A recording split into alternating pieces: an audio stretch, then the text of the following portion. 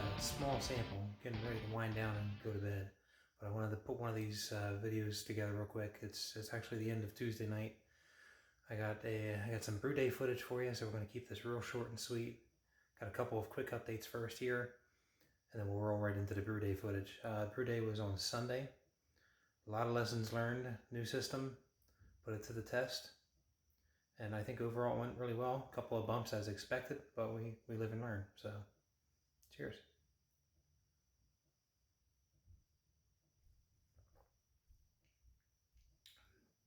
This is the Citra Pale Ale. Very nice, crisp, clean beer.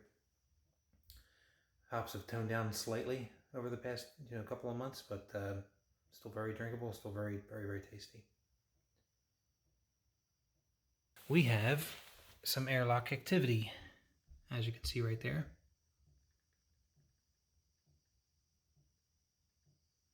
So, yeah, I just kind of stuffed it in there where this is the Brewmaster edition of the SS Brew bucket. So that's what normally goes in there. That's just kind of reading the temperature of inside this ferment chamber currently. I just kind of stuffed it in there and put like a piece of plastic over it so no air is getting inside. But we are fermenting set it at 50 degrees. So we're just under at the moment. And it's fermenting really well. So that's the red Pilsner. So funny thing about that beer, the red Pilsner, some of the hops that I put in at the wrong time, because I wrote it down on the Brew as most of it was correct, having the Magnum, Ella, and Simcoe going in at the bittering. I had Ella and Simcoe that's supposed to go in at 15 minutes, but the other set of Ella and Simcoe were supposed to go in at the steeping for 30 minutes in a whirlpool. But I wrote it down in the 30-minute column without even thinking about it, and then I got so caught up in the brew day, I just totally skipped that. So now, because they got put in at the wrong place, not that it'll be a bad thing, but it's probably not going to be exactly what I'm after. With the red Pilsner, I was aiming for like a 35 IBUs, I believe, 38, somewhere around there. And by them being put in that early, I think it, according to Beersmith, kicked them up to like 58 or something. So yeah, we might have accidentally made it IPL, but we'll see. It'll still be beer, and I'm sure it'll still be great. But yeah, that'll be interesting to see how that turns out. So. Also, SJ Pour Challenge beers have been mailed. They are been received by the hub. So look out, guys! I'm coming for you. I'm waiting for my set to come in to review. I'm looking forward to that. Looking forward to seeing what everybody has created this year, and it's going to be an awesome first round. Good luck to everybody, and hopefully some of us move on and we can enjoy even more beers in the next round, and so on through the challenge. So good luck to everybody. Last thing is I already have been lining up a few brew days, just having fun with this new system in the first round, or the Maiden Voyage. That I got a couple of recipes figured out. I think what I'm going to do, because I already have my fermentation chamber used up for lagering with this beer, I'm probably going to brew something a little bit easier, like some type of an ale for for the other chamber, which is a little bit smaller, which will actually fit my Speedle in it. So I actually think I'm probably going to try my hand at a white stout. I've seen a couple of you guys out here making those. I know Wally made one most recently. I know Don O made one, I believe, last year, and I've seen a couple others. I think Stas Brewing. So it's got me intrigued. I definitely want to try it. I did put together a recipe that I think might work out. So I'm just going to give it a try. But anyway, that's all I have for you guys this week. Enjoy the brew day footage of the Red Pilsner, and I'll see you guys next week. Have a happy Homebrew Wednesday, everybody, and cheers.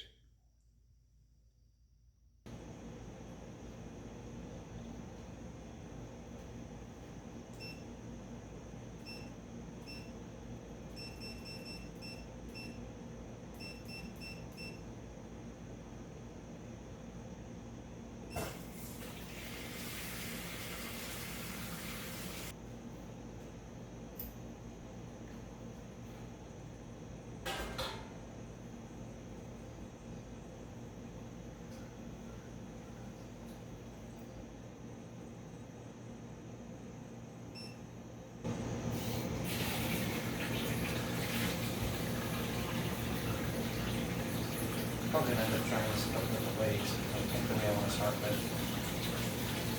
is just leaving the HLP filled up to like 14 gallons. Already treated it with a candle tablet. And I'm going to do the same thing over here. What I'm going to do is warm this up all the way and then just recirculate this water until it comes up to temperature in the building in an old-fashioned way. We'll try that today, and then maybe the next time maybe I'll try it with letting or another step, and we'll just see what works best.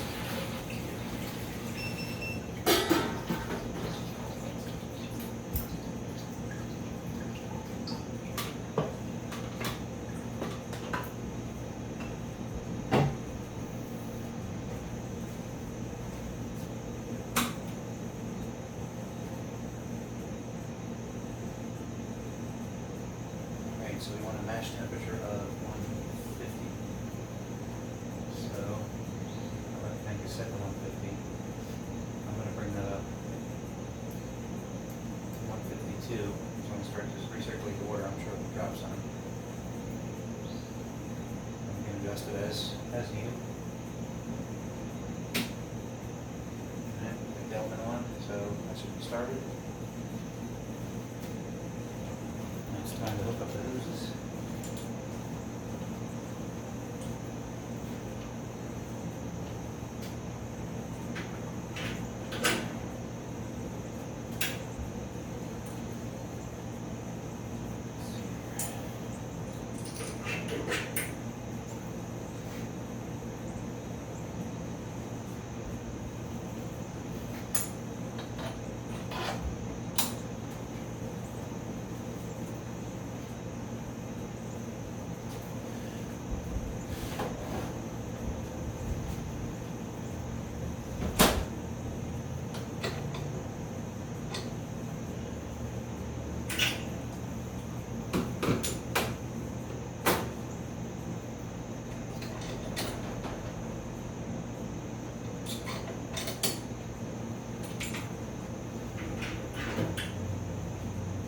So I added in some elbows down here with the connections.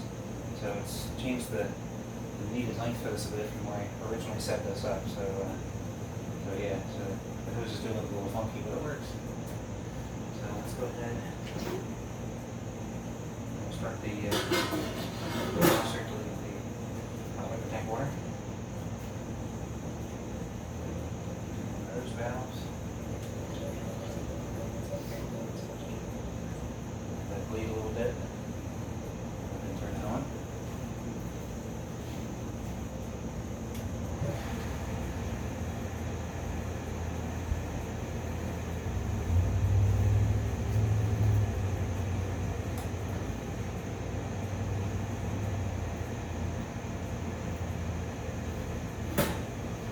Looking pretty good. Now we just wait for it to come to temperature. Meanwhile, we're going to go ahead and let this start recirculating as well so we can ramp up with the hot liquor tank.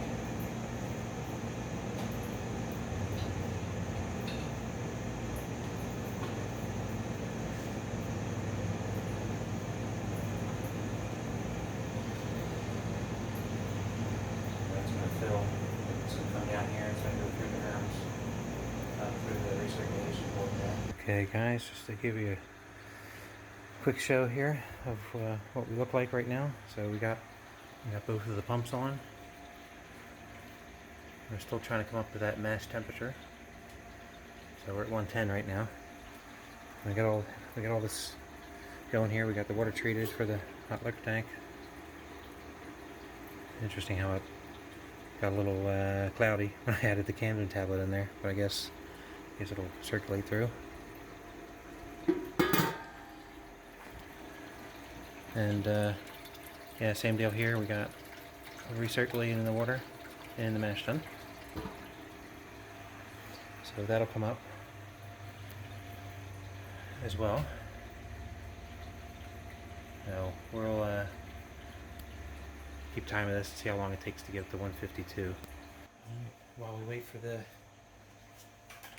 water to be ready, go ahead and measure out our grains.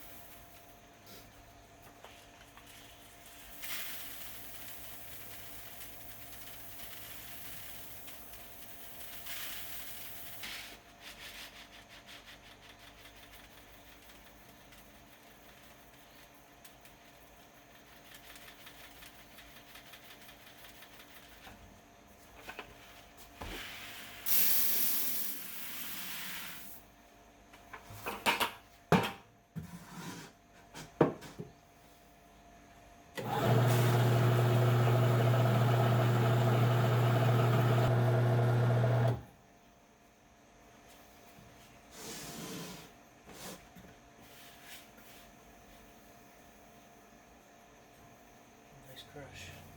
Let's grab our brewing salts.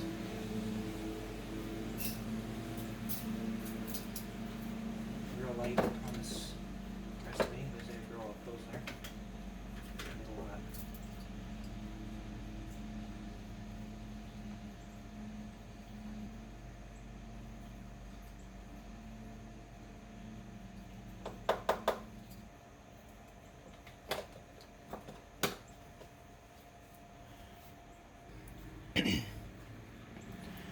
I'll go ahead and put this into the mash water.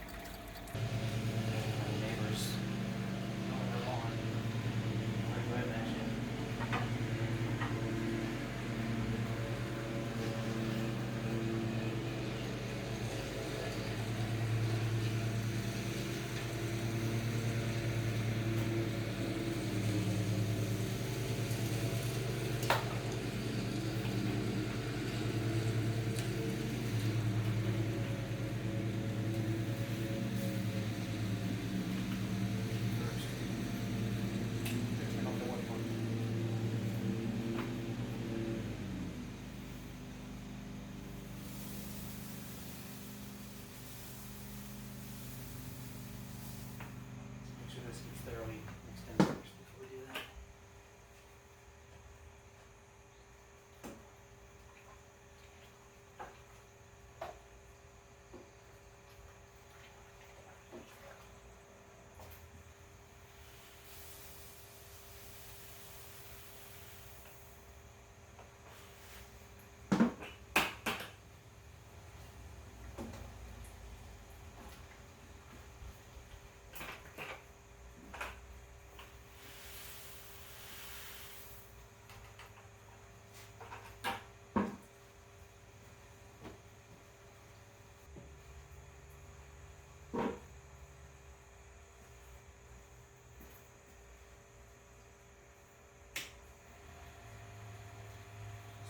Color up here. Now it's beer color. Let's go ahead and show you guys what we have now. So we're coming out of the bottom of the mash tun through the herms, backed up through the top here, and there's the recirculation. To start with, I'm just using the spike sparge setup. I might change this back over to my SS Brewtech sparge arm, which is this guy right up here. So I may use that again. We'll see. But we lost a little bit of heat there, so it should be okay. We'll just let it ramp up to the 150, and then we'll start the timer. And speaking of which, I just calibrated the guy for the day. Got the boil bro set up here. Just adding all my stuff to it. It's too early for coffee or for beer, so coffee goes here. And we're up to the 150. Now we'll see if this actually stays at 150 or if it goes up to 152. Either way, I'm okay with it, but I do want to see if there's any discrepancy. So we'll go ahead and call that good. 60-minute mash. Alright, it's been a few minutes and the pH is a bit low, so yeah, apparently 3 ounces of acidulated malt was a bit too much for this recipe, even though Brewing Water said it would bring me down to 5.3. Anyway, gotta make some adjustments. So I went ahead and added in a 1/4 teaspoon of pickling lime, because the last time I did that it brought me up a few points, so I'm gonna add it really slowly. Give it a few minutes to recirculate. Now we just need to take our turn notes here. So let's see, 5:06 mash start. Okay. Added 1/4 teaspoon pickling lime. There we go, that's what we want. 12:40 We're at 522.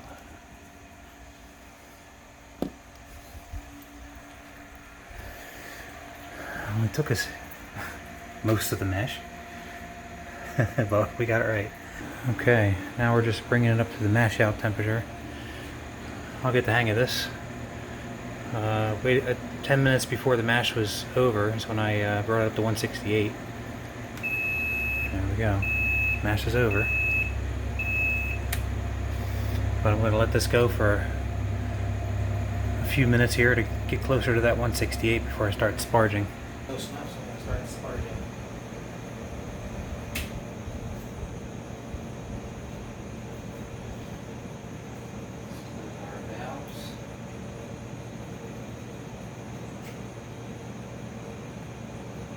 Still learning the whole Herms thing because it's new. So here's what we have here. So we're going to be sparging. We haven't done anything yet. We got the pumps off. We have the sparge water coming out of the hot liquor tank. It's going to go through the pump. It's going to go through the Herms, clear that Herms out, rinse that out. Then it's going to go to the top to rinse the grains coming down. From there, we're going to go out of the bottom of the mash tun. We're going to go through this pump, and then we're going to go over to the boil kettle. We're just going to fill it through the recirc port. I'm going to see how that flow goes. Should give me plenty of time to get a good flow rate on that, because that recirc port is a couple gallons up. It's like 3 or 4 gallons up, I think. So that'll give me plenty of time to adjust that flow. So let's go ahead and give that a go.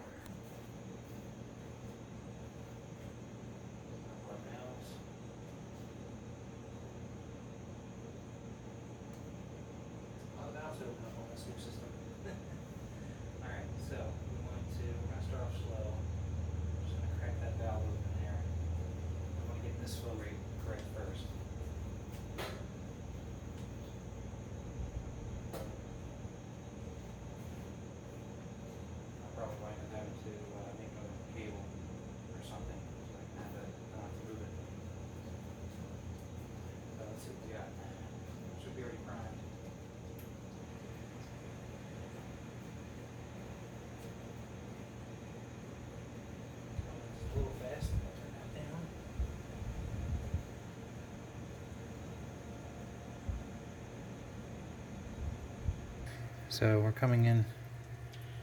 That's not too bad of a flow rate. It's not too fast. I might slow it down a little bit more. But now that we got that correct, we'll go ahead and start this.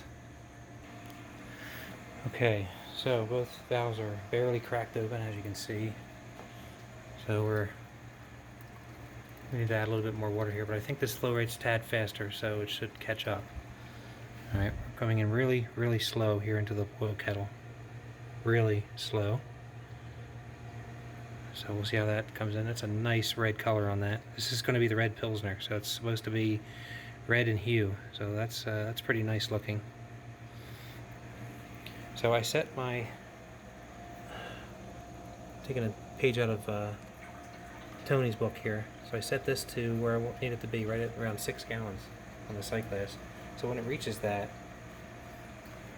then I'll be able to keep an eye. There we go. So we're almost caught up. I can start to slow this down soon. Okay, and then over here, we need to sparge with it's a little over 5 gallons. So I have this to where I need to stop the pump. So right now we're at 13. So once this comes down to here, we need to stop that.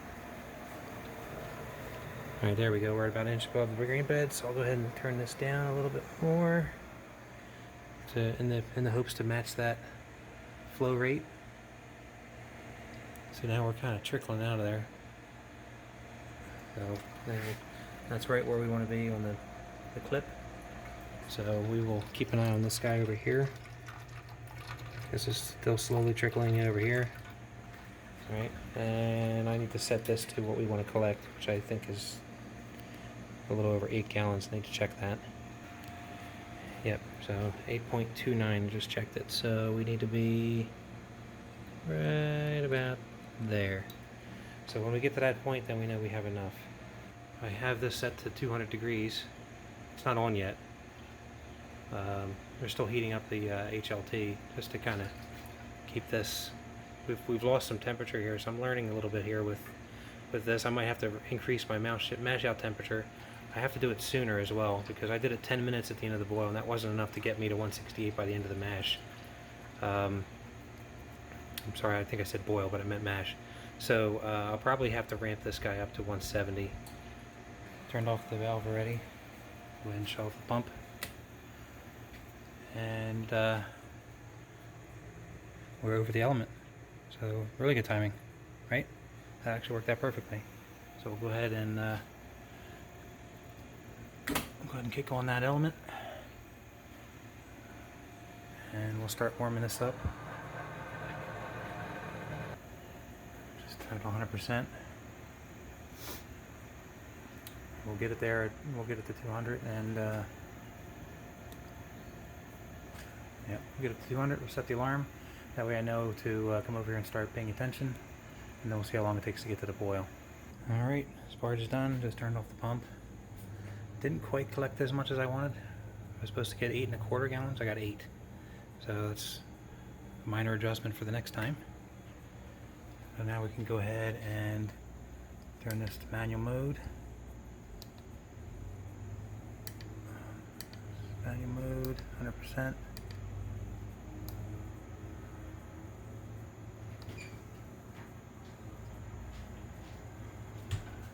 There we go. I'll just bring it up to a boil now. So we were aiming for 1048, and we got 1048. Pre-boil gravity. Oh, that's what happens when I was sitting there messing with the refractometer, trying to check my gravity. Boil over. Rookie mistake. Man, I haven't had that happen to me in years. But it didn't get over the element cord at all. And I cleaned it up real quick. And yeah, I didn't realize, because I had it at 100%, and yeah, I knew I needed to turn it down when it hit a boil. I just wasn't watching the boil. So I turned it down to 65. Got a decent rolling boil there. And yeah, we'll go ahead and call this 60 minutes. Turn the alarm on. We'll go ahead and add our 60-minute hops. Just going to be a little bit of Magnum, Ella, and Simcoe. Well, you know what? Let's go ahead and grab this. Not even sure why I have it in the sanitizer. But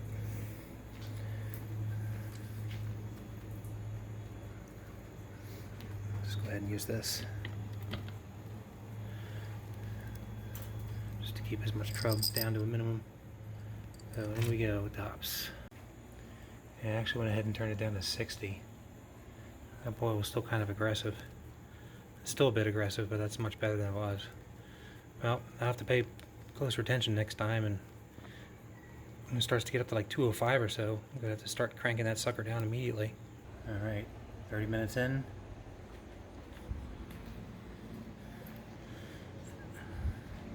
Got some Ella and Simcoe in here. Boom. Alright, we're at the 15-minute mark. Oh, 14 minutes, close enough. I was busy cleaning out the mash tun. So we got the rest of the hops. We have Warflock tablet and some yeast nutrient here. Now, I think what I'm going to do is take this Warflock out of here, throw that straight into the kettle. Everything else go in here.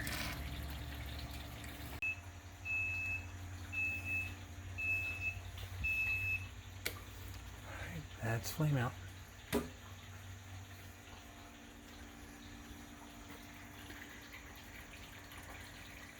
Now we'll go ahead and hook up the hoses here for just a little whirlpooling action, and then chilling. We are still hovering right around boiling temperature, so everything will be nice and sanitary now. So we're kind of coming. What we're doing is we're coming out of the bottom of the boil kettle, through the pump, out of the pump through the bottom of the wort chiller, and then up through the top here, or the counterflow chiller, same difference, and then up to the recirculation or whirlpool port. So got everything at full blast, and as you can see, it's starting to churn a little bit. So we'll let that go for, I don't know, 15 minutes, 20 minutes. Boil volume was supposed to be 7.29, so yeah, we're pretty low. So we need to make sure that we have enough going into that fermenter. So I'm going to take a guess that we're going to have about 5.5 or less, maybe even 5 gallons. So yeah, definitely have to play with these volumes for the next batch. I purposely didn't mess with any of my volumes in Beersmith from my old system because I wanted to see the difference. I figured the kettles are similar, but of course the piping is different. We got a Herms coil to deal with now. We have a different chiller to deal with, so there's definitely some more lines for liquid to be in, so we have some more loss. Also, when I did my water test, I noticed that the there's more left over in the boil kettle here than there was when I had on my old system. Alright, we're chilling now. The goal here is to try to get below 140 ASAP in the kettle. And we've done that. We're at 140 now. So, yeah, we actually just a bit of a leak there. I'll have to redo that fitting. Well, I'm going to go ahead and crank this down. Let's see, we'll do it maybe half. So we can get this temperature to drop even further before I start putting it into the fermenter. Got another new toy. We're going to oxygenate the wort.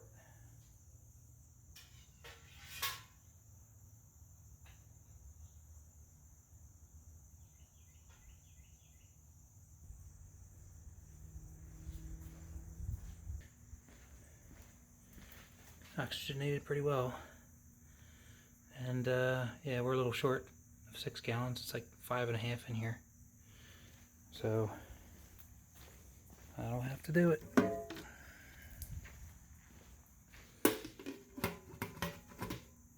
the lid on there. This is just for now. I'm gonna not put the yeast in just yet, because of course we're not at pitching temp yet. Well, looks like that whirlpool did all right. The way that they have it designed here in the spike kettle. So all the stuff formed kind of in the middle there.